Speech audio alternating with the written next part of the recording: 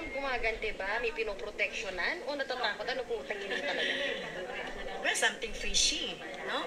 Gumagante, may pinoproteksyonan talaga sa nangyayaring yan. Makuha or makadami kayo ng at least man lang 1,000 people.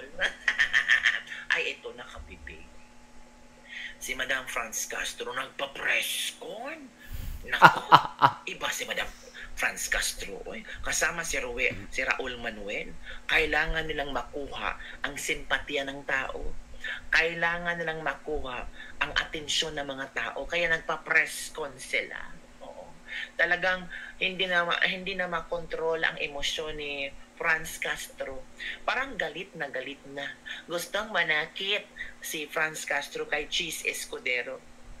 Well, una-una kami yung complainant, more than 200 na House of Representatives member ang complainant dito. Mula ito sa tulak ng aming taong bayan. So sa ginawa niyang from June 2, no? From June 2 to June 11 na last day na ng plenary session, doon niya gagawin yung presentation, no, ng mga ng articles of impeachment. So ibig bang sabihin nito, President SP, gumaganti ka sa House of Representatives dahil ni last day din namin yung pag-represent or pagdadala ng impeachment articles noong February 5.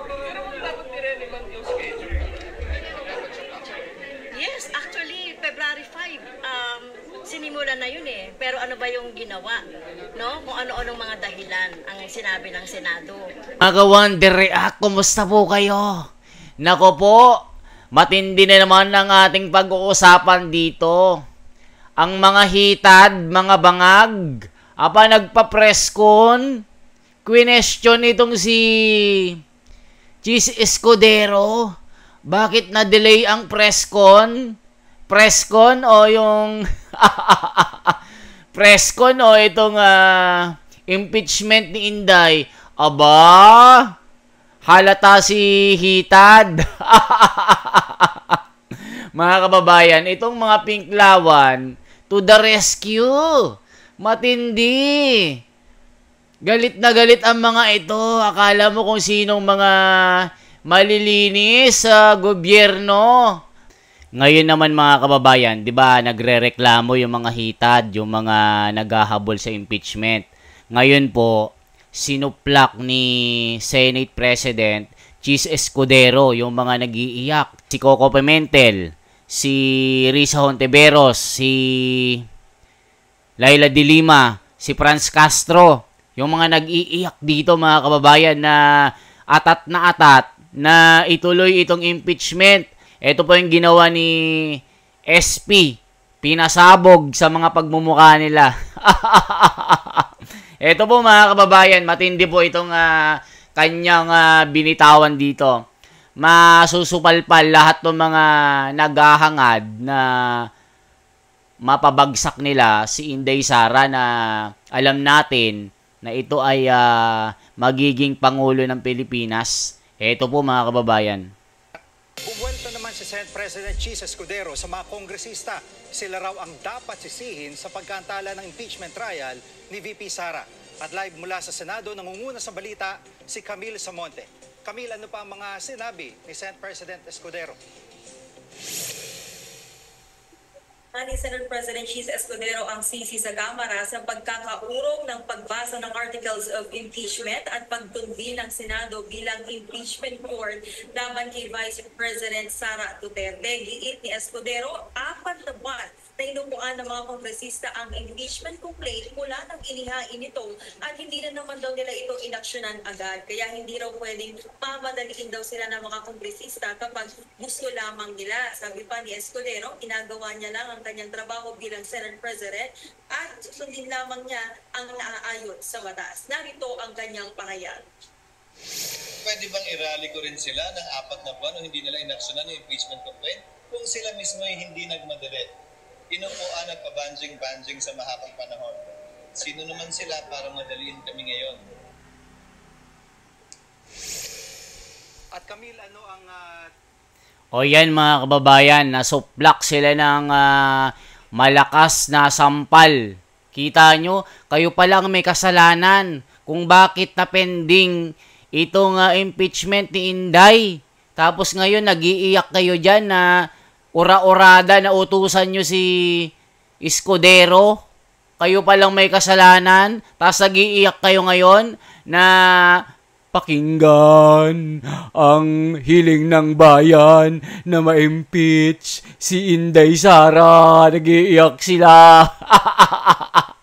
O mga kababayan, totoo naman di ba nag-iiyak sila ngayon? Atat na atat silang matanggal si Inday. Pakinggan po natin si yung lola nyo, nag-iiyak. Well, unang-una kami yung complainant, more than 200 na House of Representatives member ang complainant dito.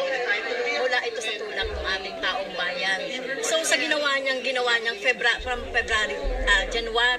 June 2, no? From June 2 to June 11 na last day na ng plenary session, doon na gagawin yung presentation ng mga ng articles of impeachment. So ibig bang sabihin nito, President SP, gumaganti ka sa House of Representatives dahil ni last day din namin yung pag-present or pagdadala ng impeachment articles noong February 5.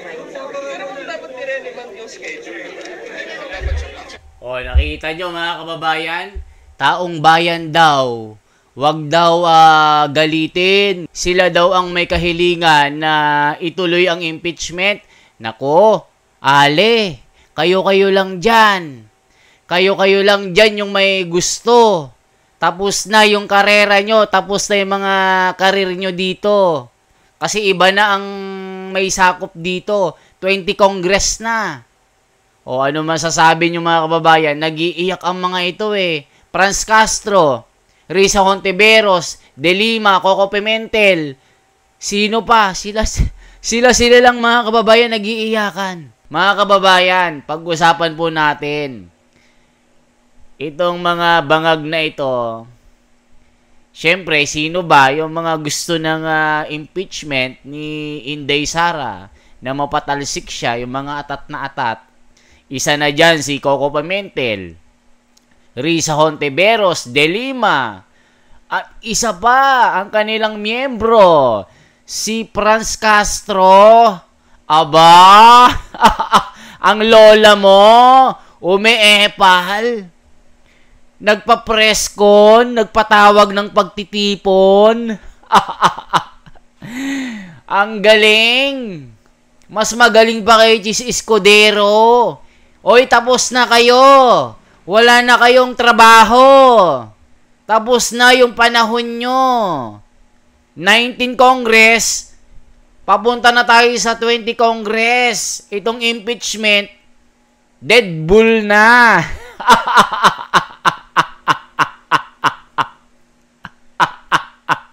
Mga kababayan, nakakatawa. Nakakatawa ito mga ka-Wonder React. Kasi nga po, nagpatawag pa ng mga nagrally na pinklawan. Aba, matindi. Kala mo kung sino ang mga ito na malilinis. Ano ba ang sinabi ng mga hitad na ito?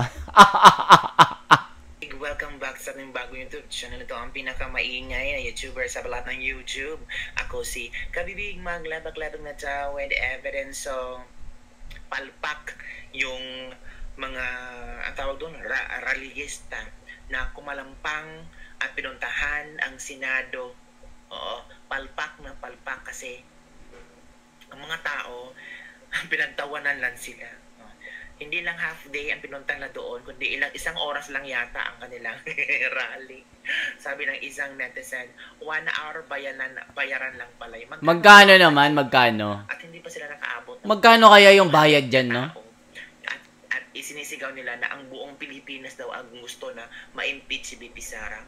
Nako, mga ka-Wonder React. Sabi nila, buong Pilipinas daw nananawagan na si Inday Sara ma-impeach. Kayo-kayo lang naman ang nagsasabi dyan.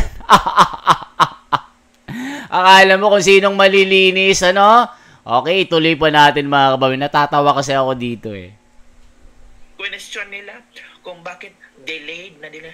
Wala kang magagawa, Franz Castro. Hindi mo hawak ang Senado. Wala kang magagawa. Ano ba ang sinabi ni Franz Castro mga kababayan? Panoorin po natin.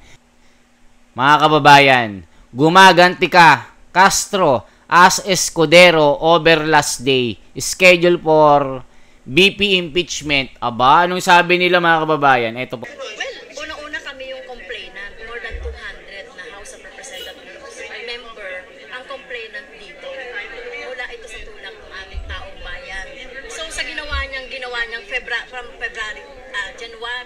June 2, no? From June 2 to June 11 na last day na ng plenary session, doon na gagawin yung presentation, no, ng mga ng articles of impeachment. So ibig bang sabihin nito, President SP, gumaganti ka sa House of Representatives dahil the last day din namin yung pag-present or pagdadala ng impeachment articles noong February 5. Yes, actually, February 5, sinimulan na yun eh. Pero ano ba yung ginawa? No? Kung ano-anong mga dahilan ang sinabi ng Senado. Yung election, campaign, at saka mga personal na mga dahilan. So, hindi dapat yun kasi wala naman sa Constitution yun. Malinaw ang sinasabi ng Constitution, immediately, pag na-transmit na sa kanila yung articles of impeachment, dapat ay harapin na ito regardless of kung ano man yung time. So, at nakikita natin na paghahanda na ito doon sa mga gusto nilang mga position ba? Nako mga ka-Wonder React, nakita nyo naman ang lola nyo. Akala niya kung sino siyang magaling. Eh tapos na ang panahon nyo. Kayo-kayo lang naman ang nagre-reklamo. Diba kayo-kayo lang naman ang taong bayan daw yung humihiling na madaliin itong impeachment. Nako, kayo-kayo lang. Kayo-kayo lang ang nag-decide. Yung 200 na yan, na sinasabi mong complainant, kayo-kayo lang yan. Nako po. Kita nyo mga kababayan, tapos ang panahon nila. Pag napending ito at hindi natuloy sa June 11 at umabot ito ng 20 Congress, wala na. Dismiss na po ito. Itong impeachment na ito.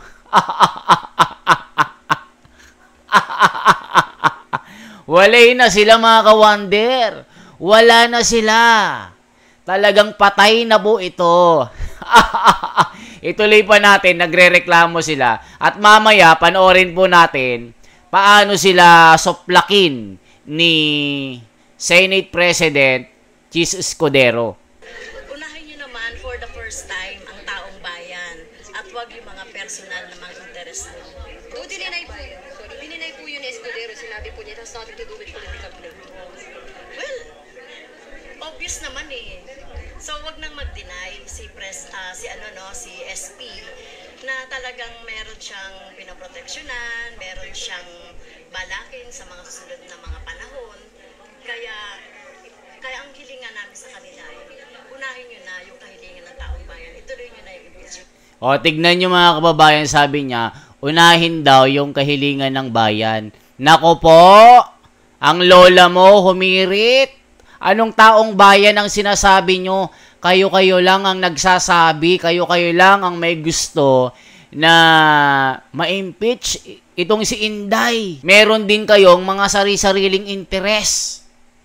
Alam nyo naman ang mga ito mga kababayan, alam nyo na sila yung kontra sa mga Duterte, lahat ng mga programa ng Duterte ayaw nila, pinagkaisahan nila, sila lang ang pumirma, bali-balita pa, pag pumirma ka, merong pera. Nako po mga kababayan,